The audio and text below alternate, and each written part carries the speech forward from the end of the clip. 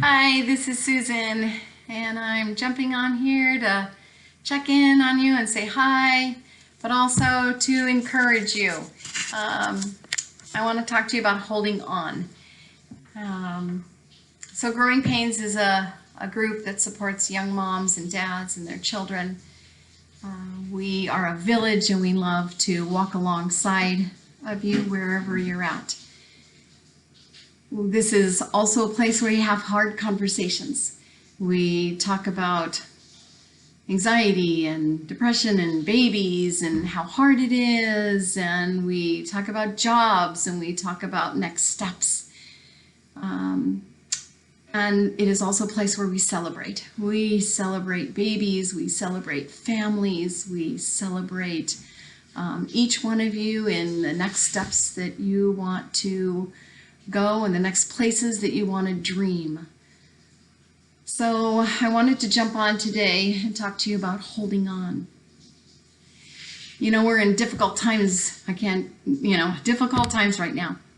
And you know it, and I do too. And this has been a time where I'm holding on. This has also been other places in my life where I have needed to hold on when things are falling apart or different than I have known. These times are unknown, and so this is a chance to hold on and encourage you. I want to talk to you about a dream that I had a couple years ago. This was at a conference, and I'm sitting with other people, and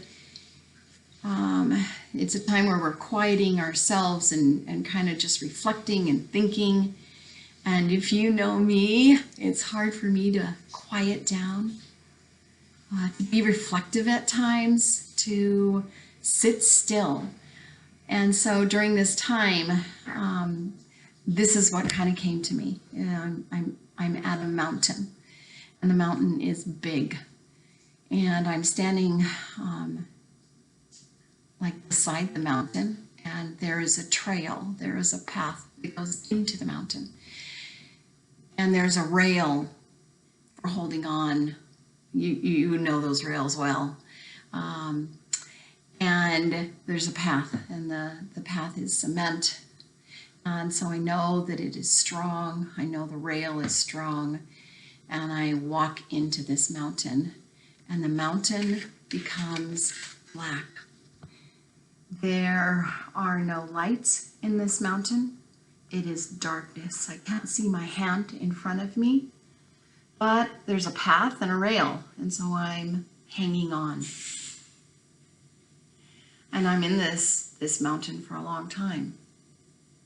And I don't know where it's leading. I don't know where it's going. It's unknown to me.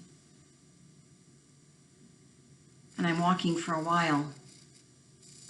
And I'm not afraid because I'm hanging on. But it is dark, and it is silent, and it is difficult. And so all of a sudden, then I come out of this mountain, and it's evening. And the mountain, I'm at the top of it, and I'm overlooking a city with lights. And there's a blue hue about the city, and it's beautiful. It's different. It's different than when I entered the mountain and coming out. And so this is this time, I want to say, where we are in the midst of pandemic, of fear, of loss, of sickness, of death. We're in this season where you're expected to homeschool and be a teacher. Maybe you've lost jobs, or you're doing a job from home.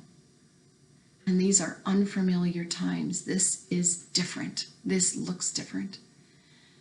And maybe it sent you, like this dream did me, into some depression or anxiety or unknown places.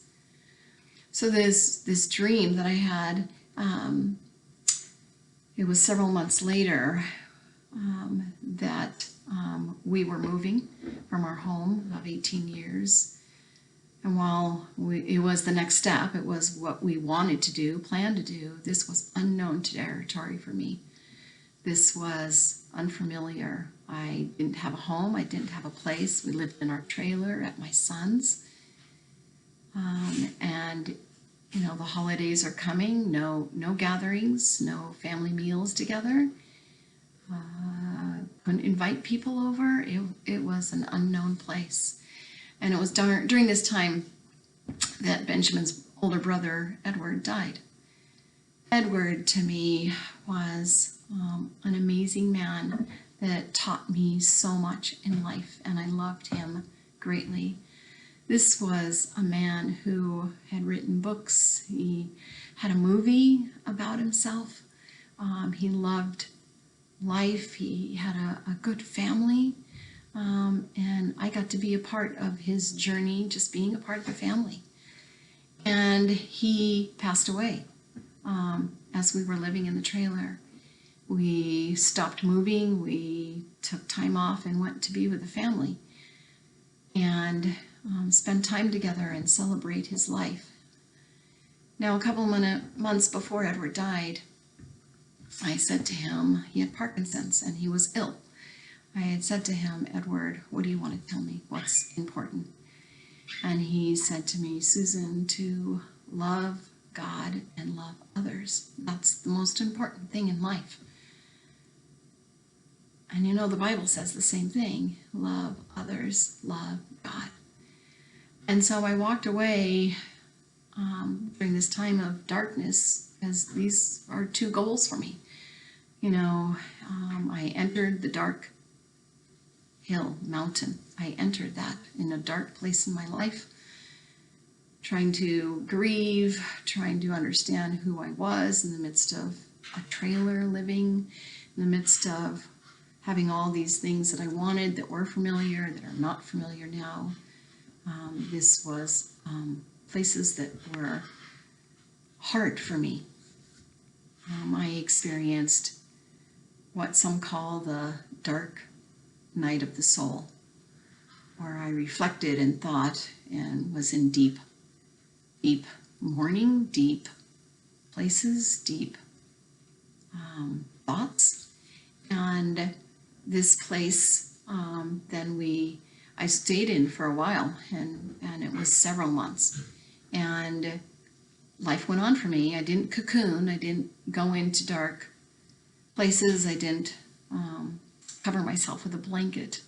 I kept going with growing pains and kept connecting. I kept reaching out to my family and friends during this time. And so we were walking with friends then one late afternoon, and we'd gone up to the mountains in Rancho Cucamonga and just taken a walk. And we were out there, and it was beginning to get late, and we were like, we probably need to head back. And so we're heading back, and we kind of come out of the trees and the path, and what do you think it looked like? It was the hue. It was the lighted city. It was coming out on top of the mountain. And when I saw this view, I immediately had thought, this is the dream, and I'm coming out of the mountain. It looked different. When I entered, it was light and familiar. And when I exited the mountain, it was different. It was beautiful, but it was different. I was different. And so I think of this time when we're in the midst of so many changes, I want to encourage you to hold on. Hold on to your faith in God. Hold on to your friends and family. Hold on to what you know is good. Each one of you, I know, have been in hard places in your life, just like I have, and you've not given up. And so if you find yourself during this time breaking down or falling apart, it's okay. Hold on. You're going to come out the other side. You're going to make it. And it's going to look different. Homeschooling your kids and what those relationships look like in your home, they are going to look different when we come out of this. But during this time, I'm encouraging you to hold on to the things that you know of yourself and others, and to lean in to Growing Pains, giving us a call, letting us encourage you or help you during this time, however we can. Those of you who know us, we are a text, a call away.